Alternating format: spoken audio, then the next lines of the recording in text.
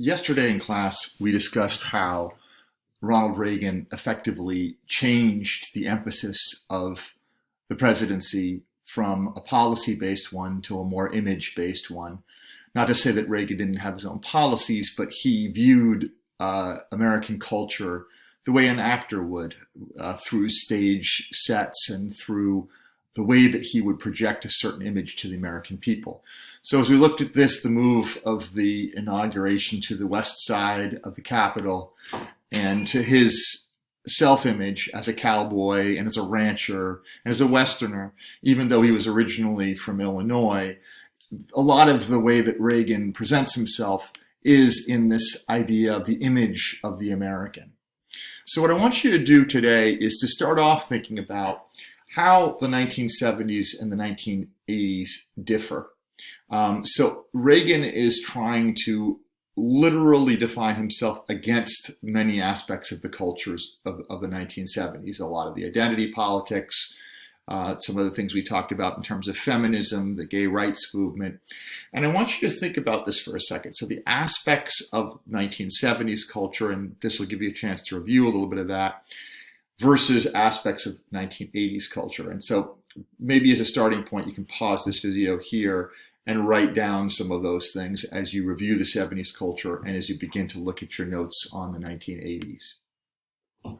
So as we talked about Reagan and the Reagan Revolution, a large piece of it was about the symbolism. As Deaver said, one of his aides, we're just going to trot out the apple pie and the American flag, and we're going to emphasize that as much as possible. So return to traditional patriotism, return to traditional ideas of what being American meant. I realize government is misspelled there. Anyway, you can correct that in your mind. And I think what's important about this is this idea that moving away from government as the solution. In fact, Reagan looked at government as a problem. So withdrawing some of the restrictions on government and allowing individuals more freedom. So Reagan is going to develop a whole new identity to the Republican Party, including business owners, small business owners, traditional members of the middle class, the evangelical Christian group, and even members of the working class who want a more traditional individual way of looking at things. So while the individualism of the 70s was a lot about self-definition and rights and opposition to government, the individualism that Reagan is talking about is the right of the individual to make a lot of money. And as he famously said, I want to be the president of a country where it's also always possible to make lots of money. And his Horatio Alger idea really kind of infuses everything he thinks about. So as this idea of traditional success begins to infuse the culture, you see it also in television programs. So if you think about the 1950s sitcoms, the idea of the intact family, mother and father, and the troublemaking kids, you see a return to this in the 1980s. Warmities, this idea of families that are close, where the kids get along well with the parents, and it's a sort of feel-good time. Now, if you know anything about Bill Cosby, obviously, Bill Cosby was a serial abuser of women, and his reputation is going to be destroyed in the 90s, sorry, not the 90s, in the 2000s, because for his own fault. I mean, really, he was projecting this image, though, of the clean-cut father, and it was sort of like you're taking the idea of the 1950s sitcom and you're introducing black characters. So in a way, it was sort of emphasizing the idea of black assimilation. Dr. Huxtable, he played in this particular show. He's a doctor, his wife is a lawyer, so it plays to this idea of upward mobility. Family Ties, similarly, deals with a lot of these same issues of upward mobility and happy families. And if you look at All in the Family, a famous show from the 70s, it was very much about sort of all the dysfunction in the family. Archie, the father, is a bit of a racist. He's very intolerant. He's working class. His son is a Vietnam War protester. So our son-in-law is a war protester. He's got issues with his daughter. his wife is still trying to make everything okay, but really it's looking at some of the darker sides of American society, just as the 1970s did. So you see the culture beginning to be reflected in the actual culture of television. Now, at the same time, Ronald Reagan and the culture was projecting this idea of the ideal family. It's interesting to note that Reagan himself came from a family where his dad was an alcoholic. He divorces his first wife. His kids rebel against him. Here's Patty Davis, his daughter, commenting in terms of her posing for Playboy, not only about her own rejection of her father's conservatism.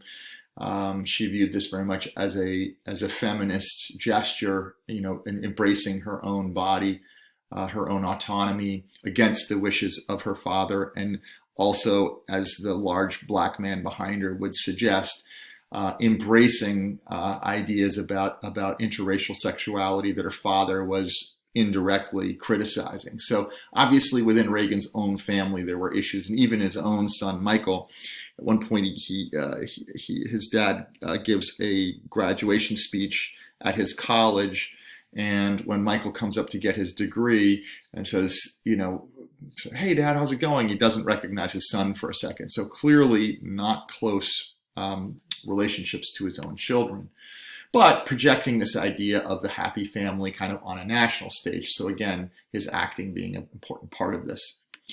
Now, we touched on this yesterday a little bit, but as we begin to look at what happens with Reagan's economic policy, the idea here is if you reduce the government spending, you can do this by cutting taxes. So starving the beast, as he put it, meaning if you don't give the government the tax money, it's not going to spend as much.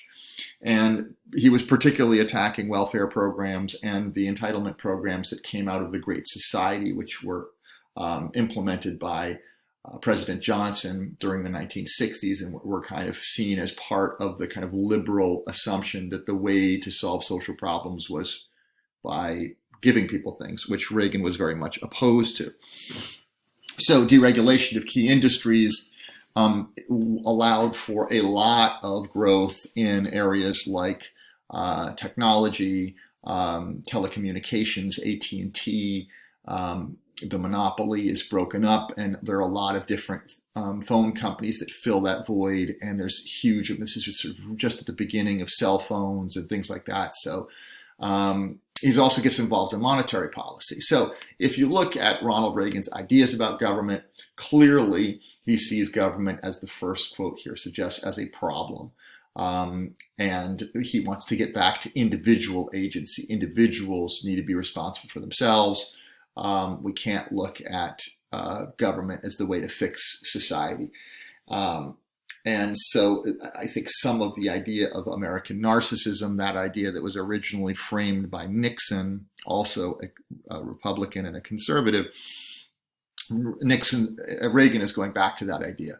So as Reagan famously put it, the most terrifying 9 words, actually the direct quote is 9 words in the English language are, I'm from the government and I'm here to help, right? He's joking here. But I think it's important to look at that as a way of thinking about wanting small government, low taxes, and moving towards a different way of framing what government is all about. Now, as Reagan goes after unions, it's interesting because he's going to get a lot of support from the working class, particularly from small business owners. But he is going to also go against unions, which were traditionally supported by the Democrats. So early in his presidency, he goes against the air traffic controllers. Those are the people that basically get the planes to come in safely from the air control towers. And he breaks the strike and has other people come in that are willing to work for lower pay. It's a major blow to unionization. And it's interesting because while a lot of union workers were angry by this, the American economy was beginning to move away from factory work and more towards service industries. So unions began to slide anyway. Now, the other things that began to happen during this period of time was the fact that a lot of the services that were being cut to the inner cities, so the cut in low-income housing and the rise in homelessness, a lot of this happens in the 80s, and you begin to see a lot more people on the streets. Ronald Reagan has strong ideas about this. He basically says, you know, I'm not happy about this, but a lot of people out there on the streets are there because they're drug addicted or they're alcoholics or mentally ill, and you know they should stay in the hospital and not get out in the streets. It's their fault, basically. So this idea is, you know, if you think about the Horatio Alger idea, you're responsible for your own success. You're also responsible for your own failure. So what starts happening here is while the inner city begins to go into decline, also you begin to get the drug laws that begin to change, and this is going to also lead to mass incarceration. So crack cocaine begins to become a big product in the cities itself. It becomes criminalized. Powder cocaine, which was done by people on Wall Street and white middle class people, was still illegal, but the sentences were much lower. The beginning of three strikes laws means that people are serving a lot longer sentences, and when I say people, that are primarily people of color that are serving longer sentences. So you begin to get a kind of a racist element to this as well. And that decline of the industrial core and the middle class fleeing to the suburbs. And those middle class that are fleeing are also the upwardly mobile middle class that are supporting Ronald Reagan in many cases because they see his philosophy as one that works best for them. So there are two ways of looking at this. In one way, Ronald Reagan is really supporting this upward mobility and getting back to the idea of the American ideal, the earlier version of it. And many people were galvanized by this and thought this was terrific. And there were others that thought that it came at the expense of black people. It came at the expense of the inner cities. And it was put in kind of coded racial language, which created more class divisions, more racial divisions overall. Now, as Ronald Reagan began to lower taxes, he had a whole philosophy behind this, and the curve on the left there was done by an economist named Laffer, Laffer.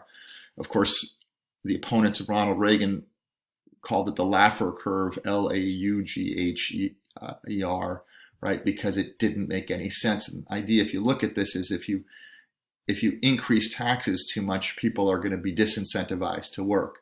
So if you look at point B, when the taxes are higher, you're going to have lower tax revenue, and you need to lower taxes to get to, again, you'll notice that the tax rate of near 50%, the way this works already, our tax rates at that point were closer to where the equilibrium point was. So when Ronald Reagan cut taxes, he also cut revenues. And as he cut revenues, he also massively increased the deficit. So if you look at the debt over there on the right, you'll notice that there are huge deficits that begin to come in the 1980s, and that's going to be a massive transformation in the American economy. He's not worried about the deficit, but at the same time, the stock market begins to take off, and this is a sign of the robust growth in big business. And if you look at the tech boom that comes sort of just after Ronald Reagan's presidency, you begin to see the emergence of massive gains in the stock market, which are going to be disproportionately impacting people like this, sort of the upwardly mobile corporate culture. So yuppies, which were a big thing in the 80s, young upwardly mobile urban professional. There were buppies that were black upwardly mobile urban professionals. Lots of versions of the yuppie, but you can see, young men and women, primarily in large cities, areas like New York, in the financial services area. If you've seen Wolf of Wall Street, sort of follows that profile, or if you've ever seen the movie Wall Street, where Gordon Gekko says, greed is good. That's somewhat of the philosophy of the 80s. Greed is good. Self-interest is good. We're going to get back to the way we were before, closer to a kind of Gilded Age, unbridled Americanism. And while Ronald Reagan doesn't say that make America great again, he wants to get back to a traditional idea of what America is.